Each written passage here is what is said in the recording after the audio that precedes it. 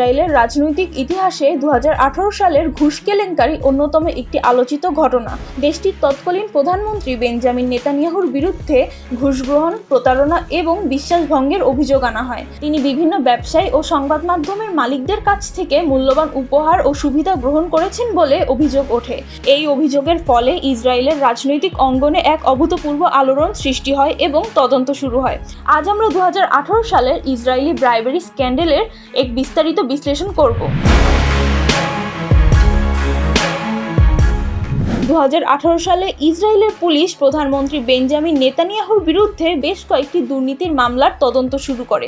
মূলত 3টি পৃথক কেসে তার নাম উঠে আসে। কেসগুলো হলো কেস 1000, ধনী ব্যবসায়ীদের কাছ থেকে বিলাসবহুল উপহার গ্রহণ; কেস 2000, ইয়েদিয়েত আহরোনট পত্রিকার মালিকের সাথে বেআইনি চুক্তি; এবং কেস 4000, বেজেক টেলিকম কোম্পানির মালিকের সাথে অশুভ আতাত। প্রতিটি মামলারই আলাদা আলাদা গুরুত্ব রয়েছে এবং এগুলো নেতানিয়াহুর রাজনৈতিক ও ব্যক্তিগত চরিত্রকে প্রশ্নবিদ্ধ করেছে।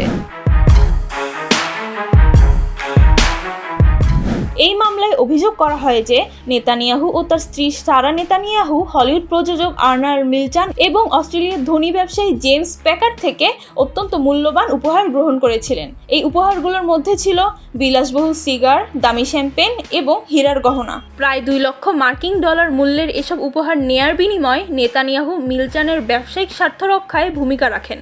তিনি মিলচানের জন্য বিশেষ ট্যাক্স সুবিধা প্রদানের চেষ্টা করেন এবং মার্কিন যুক্তরাষ্ট্রে তার ভিসার মেয়াদ বাড়ানোর জন্য তদবির করেন। এটি প্রকাশ পাওয়ার পর জনগণের মধ্যে ব্যাপক প্রতিক্রিয়া সৃষ্টি হয়। এই মামলায় অভিযোগ করা হয় যে নেতানিয়াহু ইয়েদিয়েত আহরোনট নামক ইসরায়েলের এক প্রভাবশালী সংবাদপত্রের মালিক আর্নন মোজেসের সাথে বেআইনি চুক্তিতে আবদ্ধ হন।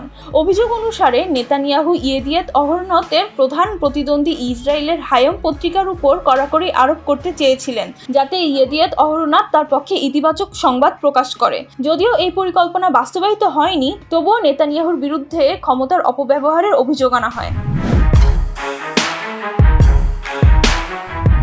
কেস 4000 সবচেয়ে গুরুতর এবং জটিল একটি মামলা, যেখানে বলা হয় যে নেতানিয়াহু বেজেক টেলিকম কোম্পানির মালিক শাউল এলোভিচকে নিয়ন্ত্রক সুবিধা দিয়েছিলেন। বিনিময়ে এলোভিচের মালিকানাধীন নিউজ ওয়েবসাইট ওয়ালা নিউজ নেতানিয়াহু ও তার পরিবারের পক্ষে পক্ষপাতমূলক সংবাদ প্রকাশ করে।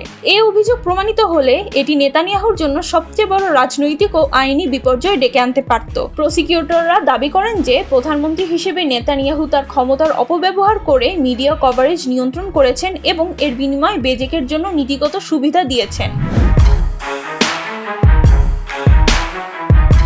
2019 সালের নভেম্বরে ইসরায়েলের অ্যাটর্নি জেনারেল এভিচাই মেন্ডেলব্লিট বেঞ্জামিন নেতানিয়াহুর বিরুদ্ধে আনুষ্ঠানিকভাবে দুর্নীতির অভিযোগ আনেন। এই অভিযোগগুলো ছিল ঘুষ গ্রহণ তথা কেস 4000, প্রতারণা তথা কেস 1000 ও 2000, বিশ্বাসভঙ্গ 3টি মামলাতেই। এরপর 2020 সালে নেতানিয়াহুর বিচার প্রক্রিয়া আনুষ্ঠানিকভাবে শুরু হয়। এটি ছিল ইসরায়েলের ইতিহাসে প্রথম ঘটনা যেখানে একজন বর্তমান প্রধানমন্ত্রী দুর্নীতির অভিযোগের বিচারের সম্মুখীন হন। 2021 সালে বিচার প্রক্রিয়ার প্রথম ধাপ শেষ হয় এবং সাক্ষীদের সাক্ষ্য গ্রহণ শুরু হয়। নেতানিয়াহু সবসময় এই অভিযোগগুলো অস্বীকার করে এসেছেন এবং এই তদন্তকে রাজনৈতিক ষড়যন্ত্র বলে অভিহিত করেছেন। তিনি দাবি করেন যে বামপন্থী রাজনীতিবিদ ও মিডিয়া তাকে ক্ষমতা থেকে সরানোর জন্য এই ষড়যন্ত্র করছে। তার দল লিকুদ পার্টি পুরোপুরি তার পক্ষে দাঁড়ায়, যদিও বিরোধী দল এবং জনসাধারণের একাংশই এই কেলেঙ্কারির জন্য তাকে দায়ী করে। এই দুর্নীতি মামলা ইসরায়েলের রাজনীতিতে গভীর প্রভাব ফেলে। 2019 সাল থেকে 2021 সালের মধ্যে ইসরায়েলের 4টি সাধারণ নির্বাচন অনুষ্ঠিত হয়, যেখানে নেতানিয়াহুর জনপ্রিয়তা ও গ্রহণযোগ্যতা প্রশ্নবিদ্ধ হয়। অবশেষে 2021 সালে তিনি প্রধানমন্ত্রী পদ থেকে সরে দাঁড়াতে বাধ্য হন এবং নাফতালি বেনেট নতুন প্রধানমন্ত্রী হন।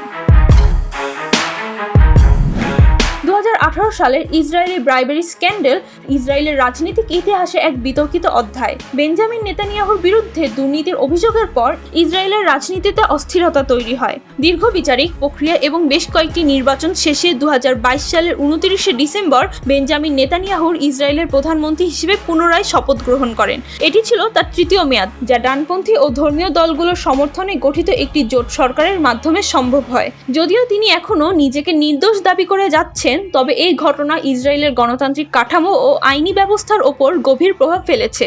নেতানিয়াহুর বিচার প্রক্রিয়া এখনও চলমান এবং এর ফলাফল ইসরায়েলের রাজনীতিতে দীর্ঘমেয়াদী প্রভাব ফেলবে। ক্ষমতায় ফিরে আসার পর তিনি নিরাপত্তা নীতি, অর্থনীতি ও বিচার ব্যবস্থা সংস্কারের প্রতিশ্রুতি দেন, যা ইসরায়েলের রাজনৈতিক অঙ্গনে নতুন বিতর্কের জন্ম দেয়।